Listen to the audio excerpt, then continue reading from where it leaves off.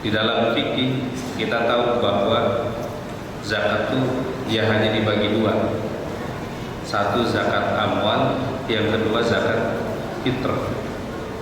Zakat harta atas harta yang kita miliki dengan berbagai macam modelnya, dan juga zakat fitrah yang memang wajib kita sampaikan, kita tunaikan sebelum sholat Idul Fitri.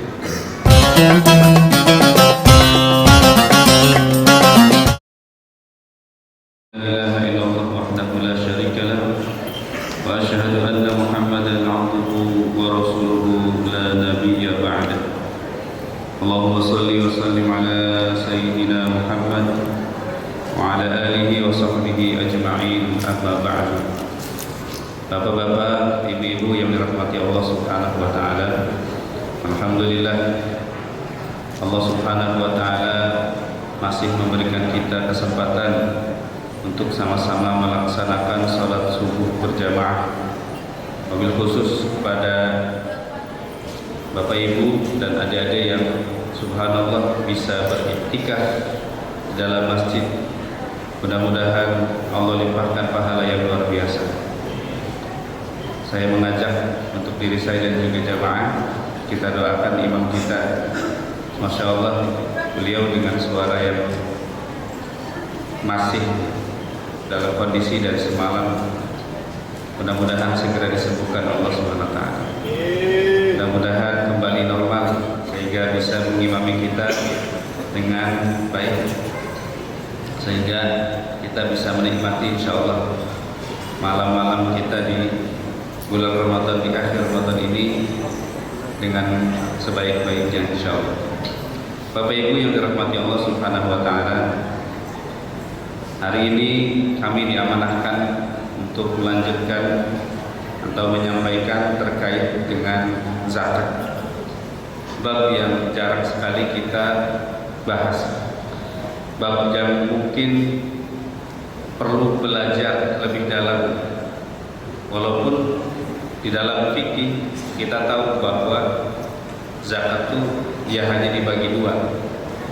Satu zakat amwal, yang kedua zakat fitrah. Zakat harta atas harta yang kita miliki dengan berbagai macam modelnya, dan juga zakat fitrah yang memang wajib kita sampaikan, kita tunaikan sebelum sholat Idul Fitri. Macam-macam para mazhab, imam mazhab, ada yang menyampaikan bisa dibayar dari mulai awal Ramadan, ada juga yang dibayarkan atau ditunaikan 10 hari terakhir di bulan Ramadan. Di Indonesia kita terbiasa untuk menyampaikannya di masjid, dan akhirnya ini menjadi salah satu catatan, karena ternyata para penerima zakat di masjid kebanyakan bukan amil tetapi wakil. Kalau wakil, dia tidak punya hak atas harta zakat, tapi kalau amil, dia harus diangkat oleh pemerintah, sehingga beda cara pengelolaannya. Nah, sehingga para ulama kita di Indonesia sudah mulai banyak yang menyampaikan apa perbedaan antara amil dan juga wakil. Bapak Ibu yang dirahmati Allah Taala, atas hal semua itu tentu bukan hanya zakat, tetapi juga maknanya yang luar biasa. Karena memang secara umum fakir miskin pasti ada. Fakir miskin pasti ada. Ketika kita memberikan zakat, belum tentu juga mengangkat kemiskinan atau kefakiran orangnya. Kenapa? Ya karena tadi kompleksitas kehidupan manusia pasti Allah Subhanahu wa taala pergilirkan, ada yang di atas, ada yang di bawah, ada yang di bawah naik ke atas. Itu sunnatullah. Tetapi yang paling harus kita perhatikan adalah bahwa zakat ini menjadi syiar. Kata Mbah Maimun Zubair itu, zakat ini menjadi syiar. Sama seperti sholat menjadi syiar. Makanya kenapa disunah muakkad di mazhab Syafi'i itu di masjid, karena dia syiar untuk menunjukkan betapa kaum muslimin ini auliya ba'duhum min ba'd, saling menolong antara satu dengan yang lain. Oleh karenanya buat kita itu menjadi kebaikan yang luar biasa ketika kita insya Allah melaksanakan kewajiban Allah Subhanahu wa ta'ala. Sebagaimana yang kita tahu bahwa tujuannya justru bukan buat penerima, tapi justru buat pelakunya, karena dia ibadah. Makanya Allah Subhanahu wa ta'ala menyampaikan, khudh min amwalihim shadaqatan tutahhiruhum, untuk membersihkan mereka, wa tuzakkihim, untuk mensucikan jiwa mereka, untuk mensucikan jiwa kita. Bapak Ibu yang dirahmati Allah Subhanahu wa ta'ala, di antara salah satu tugas kenabian Nabi Muhammad sallallahu alaihi wasallam adalah mensucikan orang-orang yang beriman. Allah Subhanahu wa ta'ala menyampaikan di dalam Al-Qur'an, huwallazi ba'atsa fil ummiyina rasulan. Dialah Allah yang mengutus utusannya dengan yatluna alaihim ayat, menyampaikan ayat-ayat Allah, menyampaikan tanda-tanda Allah, supaya apa? Wa yuzakkihim, dan juga mensucikan jiwa mereka. Jadi harus ada di dalam diri kita ini berusaha untuk mensucikan jiwa kita. Kita melakukan ibadah dengan niat mensucikan jiwa kita. Kenapa? Itu bagian dari kenabian, bagian dari tugas kenabian Rasulullah sallallahu alaihi wasallam. Jadi kita kuatkan diri kita.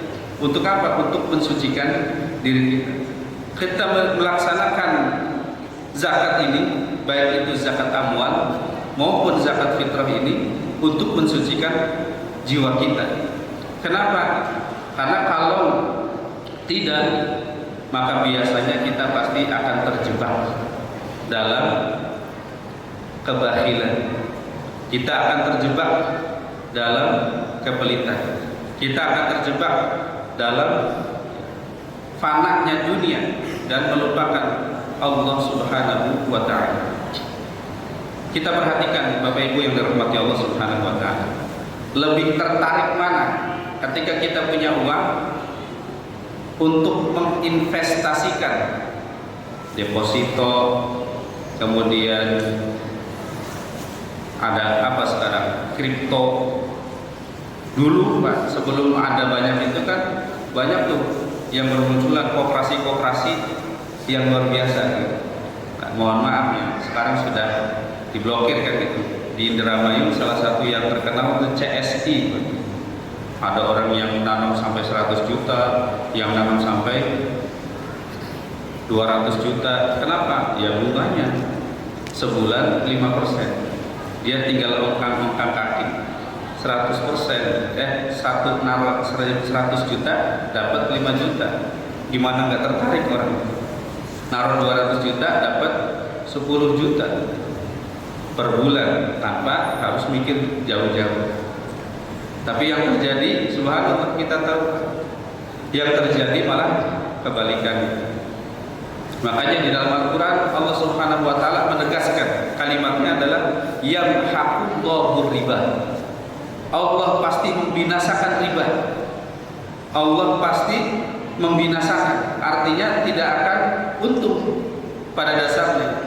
Yang mungkin kelihatan awalnya untung, tapi ternyata malah untung.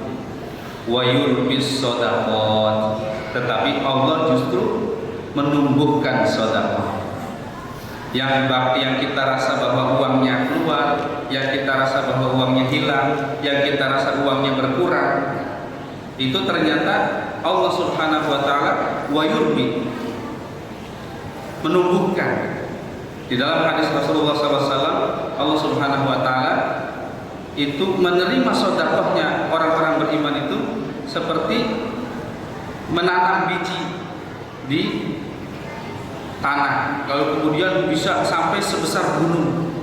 Dia bertumbuh terus, dan itu janji Allah Subhanahu wa taala. Bapak Ibu yang dirahmati Allah Subhanahu wa taala, makanya Allah Subhanahu wa taala Rasulullah SAW menyampaikan ma naqasa malun min shadaqah. Enggak akan berkurang harta yang disedekahkan. Enggak akan berkurang harta yang diberikan. Kenapa? Karena kita niatkan untuk Allah Subhanahu wa taala. Bapak Ibu yang dirahmati Allah Subhanahu wa taala, maka kita perhatikan bahwa orang-orang yang menyampaikan kebaikan, yang menyampaikan memberikan hartanya, zakatnya, itu di dalam Al-Qur'an diberikan keistimewaan. Apa keistimewaannya? Orangnya hidup di dunianya tuh senang, Pak. Rasanya tuh jembar, rasanya hatinya lapang. Innal insana khuliqa halu'a idza massahu syarru jazu'a wa idza massahul khairu manu'a illal musallin alladzina hum fi salatihim daimun walladzina fi amwalihim haqqum ma'lum. Subhanallah.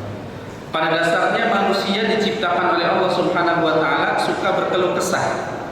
Pada dasarnya manusia diciptakan oleh Allah Subhanahu wa taala, hawa nafsunya itu enggak pernah puas dalam kehidupan. Idza massahu syarru jazua, kalau dia ditimpa kesusahan sukanya ngeluh aja, ngerasa kurang. Wa idza massahul khairu manua, kalau dia diberikan kebaikan justru jadi kikir, manua, dia enggak mau mengeluarkan hartanya untuk Allah Subhanahu wa taala. Enggak mau. Kebanyakan manusia begitu. Kata Allah, illal musallin, kecuali bagi mereka yang sholat. Kecuali bagi mereka sholatihim daimun, yang sholatnya daim, yang sholatnya terjaga, yang sholat jamaahnya dijaga. Insya Allah seperti Bapak Ibu semuanya, kelihatan wajah-wajah yang penuh dengan cahaya, wajah-wajah yang hatinya jembar, tidak pernah mengeluh, tidak pernah kikir dengan hartanya. Subhanallah. Wa fi amwalihim haqqum ma'lum, dan di dalam hartanya dia merasa ada hak bagi orang-orang yang miskin, ada hak bagi orang-orang yang suka minta-minta. Maka Bapak Ibu yang dirahmati Allah Subhanahu, dia merasa hatinya itu hartanya bukan untuk dirinya saja, tapi juga ada hak orang.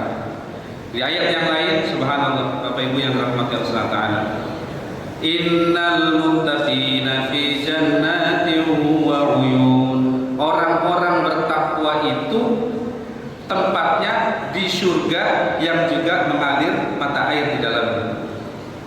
Akhirina ma atahum rabbuhum, mereka mengambil bagiannya dari apa yang diberikan oleh Allah Subhanahu wa taala. Kok bisa mereka mendapatkan itu?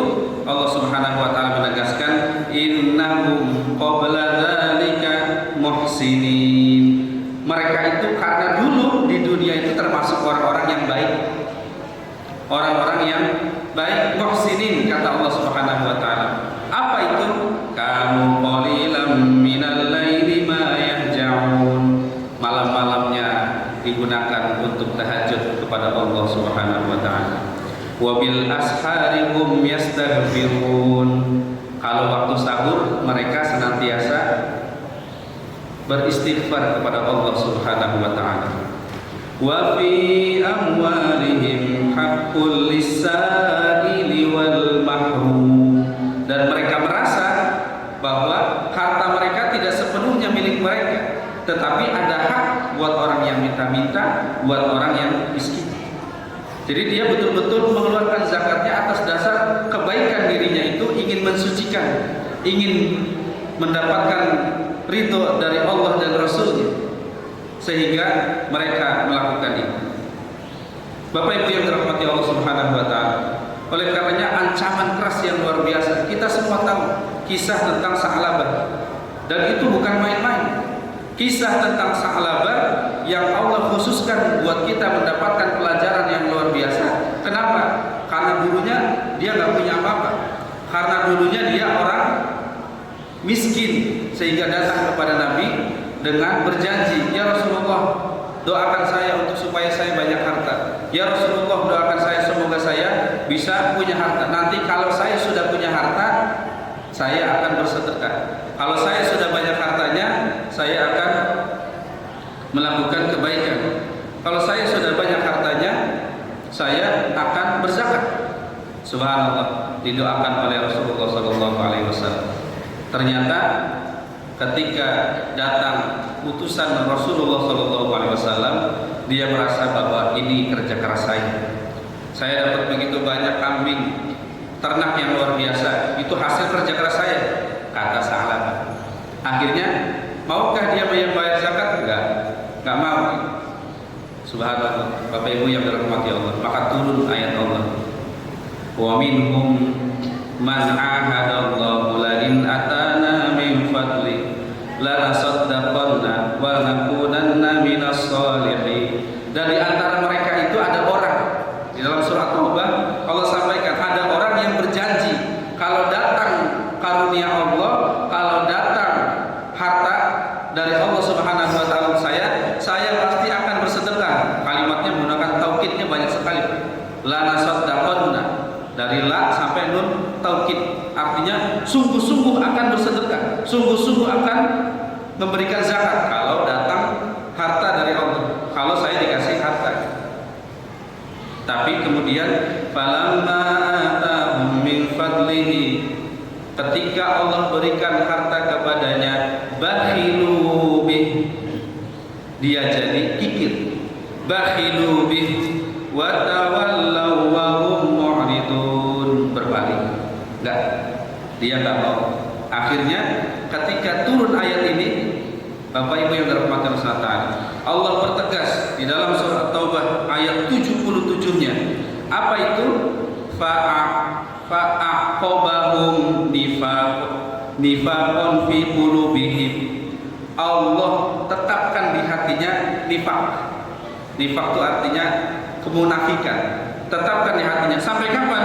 Ila yaumi yalqauna, sampai nanti hari kiamat, sampai nanti ketemu dengan Allah Subhanahu wa taala. Kenapa dia bisa ditetapkan hatinya oleh Allah menjadi hati yang munafik? Bima akhlafullah, karena dia sudah mengingkari janji yang dia lakukan untuk Allah Subhanahu wa taala.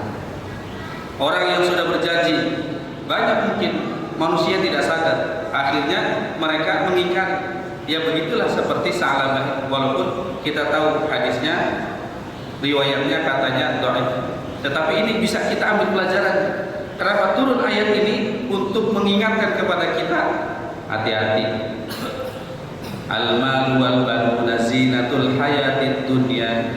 Memang dijadikan harta itu, anak-anak itu sebagai perhiasannya dunia. Wal baqiyatus shalihat, tetapi amal saleh itu khairun 'inda rabbih, jauh lebih baik di sisi Allah Subhanahu wa taala. Bapak Ibu yang dirahmati Allah Subhanahu wa taala, maka ancaman yang tidak main-main dari Allah Subhanahu wa taala buat mereka-mereka yang akhirnya bakhil, buat mereka yang akhirnya tidak mau untuk berzakat, tidak mau untuk bersedekah, apa bahasa kitanya, gemi ya, tangannya tuh nggak mau mengulurkan bantuan kepada orang lain, disimpan hartanya sendiri. Maka Allah Subhanahu wa taala mengatakan, yauma yuhma 'alaiha fi nari jahannam. Nanti itu pada hari kiamat nanti itu emas, perak, harta semuanya dilebur. Buat apa dilebur? Fatuqwa biha jibahuhum wa junubuhum wa dhuhuruhum. Itu nanti disetrika semuanya oleh Allah Subhanahu wa taala.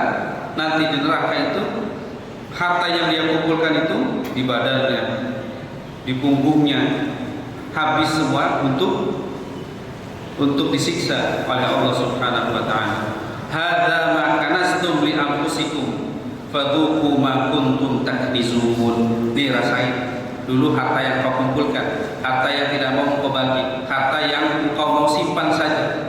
Ternyata ketika meninggal pun tidak menyisakan apa-apa, tetapi justru malah menjadi beban dan dikembalikan oleh Allah Subhanahu wa taala dengan azab yang luar biasa. Maka hadirin Bapak Ibu yang dirahmati Allah Subhanahu wa taala, saya ingin mengingatkan buat diri saya dan juga para jamaah semuanya, bismillah, kita sama-sama meniatkan diri untuk bisa mengeluarkan hak-hak orang lain. Kita meniatkan diri untuk senantiasa bisa mensucikan diri kita. Mudah-mudahan Allah bersihkan hati kita. Mudah-mudahan Allah sucikan diri kita. Mudah-mudahan kita termasuk umat Nabi Muhammad sallallahu alaihi wasallam. Amin ya rabbal alamin. Demikian, mudah-mudahan bermanfaat. Billahi taufiq wal hidayah. Wassalamualaikum warahmatullahi